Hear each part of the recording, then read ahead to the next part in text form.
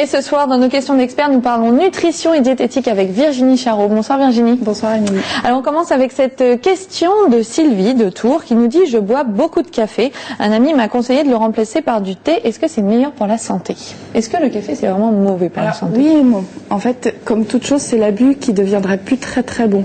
Et ça dépendra de quel café on parle, parce qu'il y a les expressos, les cafés filtrés, les cafés italiens, les cafés qu'on met dans les pots à l'ancienne sur lesquels on appuie, très concentrés, pas très concentrés. Globalement, il vaut mieux du filtré, pas très concentré, et d'essayer de ne pas dépasser 3 tasses par jour à peu près. D'accord. Et puis après, donc, d'avoir des alternatives aussi. Et le thé va être une alternative. Maintenant, thé, café contiennent de la caféine les deux, un excitant pour les deux. Le thé peut être intéressant parce qu'il apporte aussi des antioxydants qu'il n'y a pas dans le café. C'est une question d'équilibre, encore une fois. Mais le thé n'est pas bon non plus en abus. Voilà, ce qu'il faut, c'est en boire, mais avec modération. Avec modération. Également, alors finalement, ça marche pour tout. Tout est drôle parce que finalement, c'est un peu la réponse à tout. Mais c'est comme ça que ça fonctionne. Et puis attention, parce que parfois, quand on a soif, on boit du thé ou du café, alors que c'est diurétique et que ça nous fait perdre de l'eau.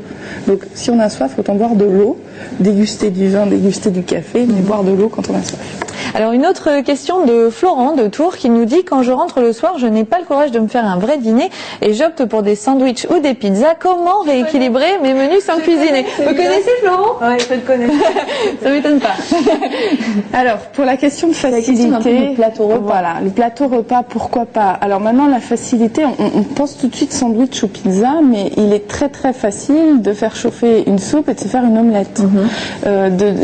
Plus de temps. Ça prend pas plus de temps. C'est peut-être une question de savoir-faire plus.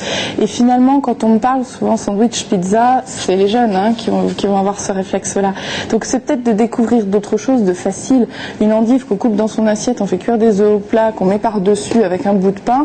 Le repas équilibré, il est très très très vite fait. On rajoute un bout de fromage ou un yaourt. Que de se faire un sandwich ou une pizza, et c'est nettement moins cher. En plus.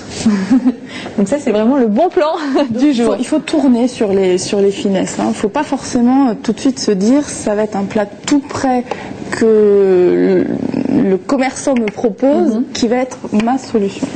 On peut très bien le faire soi-même à la maison. Même sans fourneau compliqué. Une autre question de Pierre de Jouer-les-Tours qui nous dit « Y a-t-il des aliments qui font maigrir ?» Alors on sait qu'il y en a qui font bien grossir, ça c'est sûr. Voilà. Mais est-ce qu'il y en a qui font maigrir? Non. Non, en fait, il n'y a pas d'aliment qui ferait maigrir. Après, ça dépend de quoi. C'est pas magique. Si on arrête de manger, on va maigrir, mais on va mourir aussi. Donc, c'est pas une solution non plus. Bonne solution du tout. Donc, il y a des aliments moins riches que d'autres. Et on le sait, les fruits et les légumes sont moins riches que d'autres. Encore que ça dépend de quel fruit. On prend le raisin, il est un petit peu plus riche qu'un autre fruit. Mais encore que, c'est pas grave. Il est riche en sucre, mais il apporte aussi des antioxydants. Il peut être intéressant. Des vitamines, des minéraux, plein de choses. Donc, il sera pas bon d'en consommer à volonté déraisonnablement, bien que ça puisse être un fruit. Alors, il n'y a pas vraiment d'aliments qui fassent maigrir, mais effectivement, il faut faire attention d'éviter ceux qui vont être très riches et ceux qui apportent ce qu'on appelle des calories vides. Alors, pour faire très rapide, les calories vides, c'est manger du sucre, du gras sans rien avec pour les brûler. Et ce qui nous aide à brûler, donc on stocke. Ce qui nous aide à brûler, ce sont les vitamines et les minéraux. Donc, il faut les associer. Donc, il faut associer les aliments entre eux. Par exemple, qu'est-ce qui brûle? Alors, par exemple, de consommer une salade ou du poireau avec, on reprend l'exemple de la pizza ou du sandwich, ça va nous aider à mieux brûler la pizza ou le sandwich. Voilà. Donc, d'associer un peu de verdure avec un plat riche. C'est aussi simple que ça. Ça reste très empirique, en fait. Et oui, c'est vrai. Une équation qui fonctionne bien, en tout cas. Si vous aussi, vous voulez poser vos questions à Virginie, vous pouvez nous écrire à cette adresse, lesexperts@tvtour.fr. Et je rappelle qu'on peut vous retrouver sur le site www.maigrir2000.com. Tout de suite, place au jeu. Ce soir, nous vous offrons vos places pour le concert événement de Christophe. Ce sera le 20 novembre prochain au Nouvel Atrium de Saint-Avertin. Pour gagner, vous répondez à cette question. Quel est le vrai nom de l'auteur des mots bleus? Est-ce Christophe A. Colomb, B. Mahé ou C. B. Villaka? Vous nous répondez à tout sur un plateau @tvtour.fr. Tout de suite, c'est la pause pub et on se retrouve juste après.